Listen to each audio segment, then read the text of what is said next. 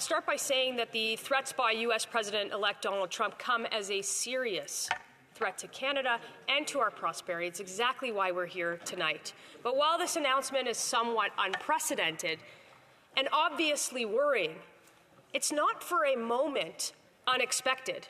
See, Donald Trump didn't appear out of nowhere. He was effectively running for president for 4 years, most of that time as a front-runner. He made tariffs and trade restrictions a central part of his platform, a central part of his campaign as a whole. The president literally said that tariffs are the greatest thing ever invented. Those were his words. But last night's announcement revealed that the Prime Minister doesn't have a plan. He certainly doesn't have a Canada First plan for our economy or for our security. But let's look at how the government worked against Canada. They continued with their radical economic vandalism and their job-killing agenda. He continued to hike a carbon tax, raising capital gains taxes, adding piles of red tape on top of an already struggling business sector. He pushed forward with an agenda that doubled home prices. He doubled the national debt. Crime has doubled in this country. Our GDP per capita is smaller now than when the Prime Minister took office. In fact, it dropped more than any other G7 country since COVID. We have the most indebted households, the worst housing inflation, and food prices have risen 37% faster here than in the U.S., while record numbers of Canadians now visit food banks. That is their record. The Canadian economy now stands at record weakness, and we're already at a disadvantage. Businesses were already thinking about leaving. And now it's going to get even worse. It's hard to see how anybody might think that we are starting from a negotiating position of strength. And speaking of negotiations, has anybody on that side of the House, anybody in the Prime Minister's office, or anybody anywhere else thought to continue the relationships from the President's team since 2020? Has anybody thought to build relationships with members of the U.S. House, of the U.S. Senate, anybody of importance in Washington? We know that they say it. But it's quite clear that saying it doesn't make it reality. And could anybody read the writing on the wall to see what was coming? I think we know the answers to all of those questions, although they certainly act like that's not the case. And it's clearer than ever that the Prime Minister has no plan. That's what we are demanding. He had no plan to anticipate the re-election of Donald Trump. He sat around for weeks until these tariffs were announced. And his big idea is a call tomorrow. A bunch of politicians sitting around a table, photo op. We need a Canada First plan. That's what the Leader of the Opposition reiterated. We needed that yesterday on the economy, on security, on the border, on so much else. But for good measure, let's start with the economy. The Prime Minister has to now cancel the plan to quadruple the carbon tax to 61 cents a litre. It was a bad idea then. It is certainly a bad idea now that is going to tax everyone. So we're going to axe the tax on everyone, on everything, forever. And that's going to ensure our prosperity, at least a stronger negotiating position with the U.S. These tax rises cost more for everything, including food, gas, energy, and combined with those tariffs from Donald Trump, or the threat of those tariffs, it will put our economy 6 feet under. Additionally, the Prime Minister must revoke his plan to place the energy cap on natural resources and industries, which would see our country produce 35% less. Natural resources are our biggest job creator, our biggest export. They want what we have. And Donald Trump says he wants to cut energy prices in half, and they can do that by importing clean Canadian energy. And finally, he must cancel all of the tax increases on work, on investment, and making things here in Canada. They were a bad idea then. They are certainly a bad idea now. And his capital gains increases are going to drive businesses south. They're going to take thousands of jobs and hundreds of millions of dollars with them to the U.S. These common-sense economic policies of axing the tax, scrapping the cap, not only save Canadian jobs, they will also help us in a negotiating position compared to the U.S. or with the United States. And they will help reverse the economic vandalism that we have seen after 9 years of this Prime Minister, of this Liberal NDP government, and the carnage that they have caused in the Canadian economy. And it goes way past the economy. On immigration, the Prime Minister had already admitted that he had broke a generational consensus on the immigration, on the system. And every Canadian will tell you that too now. 4.9 million temporary visas and permits have been issued, and they are to expire in December of 2025. But the immigration minister practically revealed yesterday that there is no plan to ensure that those who overstay their welcome actually go home. This government let in 2 ISIS terrorists, a father and a son duo, plotting an attack about 10 minutes from the riding that I represent. Another one arrested near Montreal, an attack on the Jewish community in New York. He utterly failed to properly screen the people coming in here, and we need a Canada First approach to protect our security and our sovereignty and control those who are living and those who are leaving our country. We need to protect Canadians to keep our own country safe. On top of that, a Canada First plan would put a stop to the out-of-control illegal drugs in this country.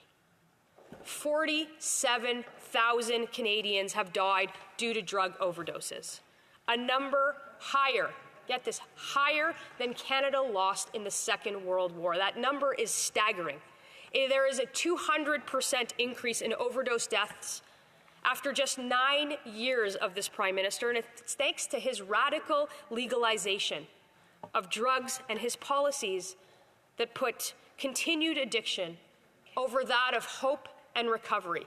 We've talked about it in this House so many times, and it's time for the Prime Minister to finally act on it. Today, the police chief in the City of London, in Ontario, confirmed that what we've been saying for years, that hard drugs of the Liberal NDP unsafe supply programs are being diverted into our streets. Last year, the force seized 30,000 hydromorphine pills, most of them being sourced directly from these programs. They're flooding into our streets, and they're also flooding across the border into the U.S. We know that. All you have to do is look outside. We must put a stop to our brothers and our sisters, our sons and daughters, our aunts and uncles falling victim to the poisonous plan that this Prime Minister and this Liberal NDP government are pushing. We must end the vast black market, transnational trade of dangerous drugs that this Prime Minister has created. The Prime Minister can do that today by immediately announcing that he will end his failed, radical, unsafe supply experiment to bring our loved ones home drug-free with detox and treatment, wraparound services, and stop funding the drug smugglers and the transnational trade. Everyone sees that the Prime Minister couldn't negotiate. Everyone sees that the Prime Minister can't keep his promises, and everyone sees that the Prime Minister has lost control, not only of his own caucus, of his own party, but of the entire country. He's opened the door. The President has opened the door to not implementing these tariffs as long as we implement the ideas that we spoke about tonight. Then he implies the tariffs will not be levied. And from there, we find a silver lining. It's because we can fix these issues. The Prime Minister can do that. He can stand up and tell Canadians. He can show up in this debate and tell Canadians to axe the tax, to finally lay out a plan to make sure that those who overstay their welcome with their permits live up to their agreements and actually leave this country. He can tell Canadians he's going to immediately end his unsafe consumption, free drug bonanza. He can do all of those things. The only thing missing in all of this is a Prime Minister and his leadership. He has been here for 9 years. He's had 3 presidents, and he's failed. And if you read Robert Lighthouser's book, which I'm sure many of my colleagues will quote tonight, you will know that the Prime Minister's first approach with Donald Trump failed, and we can't afford a second one. He can continue to stick his head in the sand and pretend like nothing's wrong, and he can continue pushing jobs and money out of this country. The Prime Minister has a choice to make tonight. We as Canadians only hope that he makes the right choice, to put Canada first. I know he won't do that, and that's why this country desperately needs an election. Questions and comments. Question commentaire, the Honourable Parliamentary Secretary, Government House Leader. Yes, Mr. Speaker, you know, in the last 9 years, we have seen many trade agreements signed off on. In fact, no government in the history of Canada has signed off on as many trade agreements with other countries than this government. We've even had a trade agreement sign off with President Trump previously.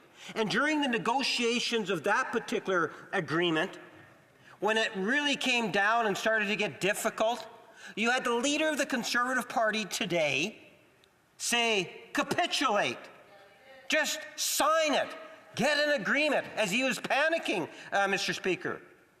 And at the time, we said, no, we are going to continue to get the best deal for Canadians, Mr. Speaker. And we continued the negotiations. Why should the Canadians have any confidence in the leader of the Conservative Party that the moment he started to panic, he was prepared to capitulate and give whatever it took to the United States? Why should they have any trust or confidence in that leader? Honourable Member for Thornhill.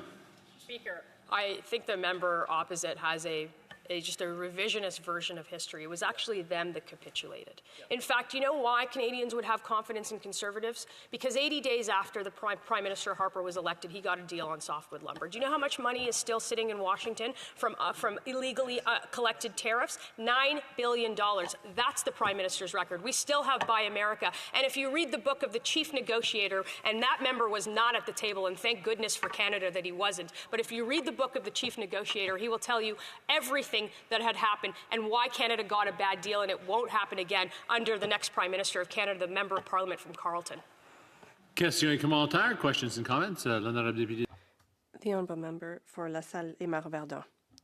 Thank you, Mr. Speaker. I listened to the speech by the member for Thornhill attentively. I would like to know, in her opinion, because throughout her speech and that of her leader, there was quite a ferocious criticism made of the Liberal government, a justified one. I would like to know, how would the Conservative government do better in trade negotiations with the U.S.?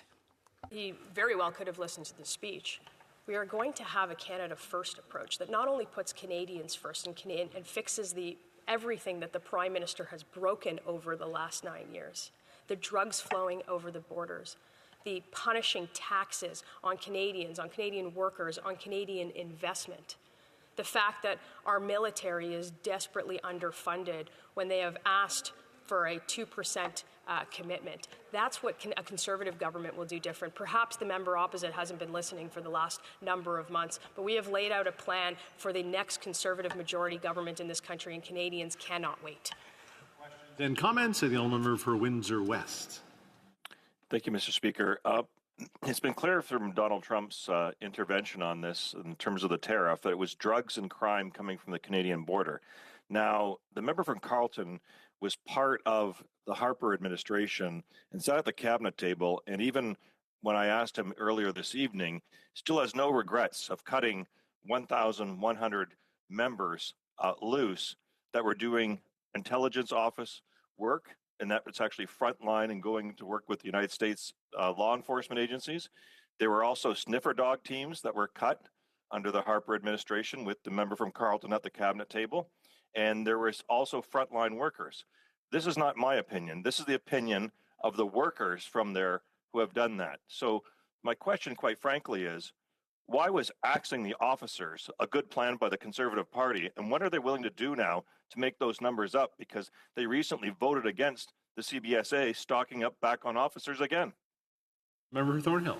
member is right that we voted against stocking up the CBSA with more bureaucracy. There was actually more frontline officers under the Harper government than that member has told this House. So if he wants to traffic in falsehoods and misinformation, that's his prerogative, but it has no place here. It probably has a place with his friends in the Liberal Party.